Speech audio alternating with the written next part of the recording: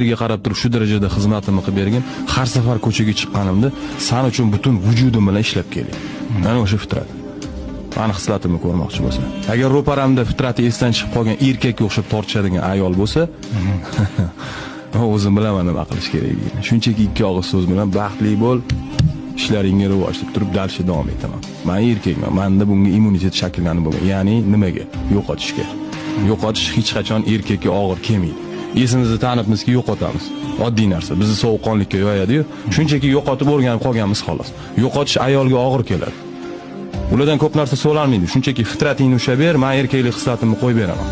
Ko'chada charchab kelganimda menga nimaga charchadingizni so'rama. Shunchaki vassanovleniya bersa yetadi.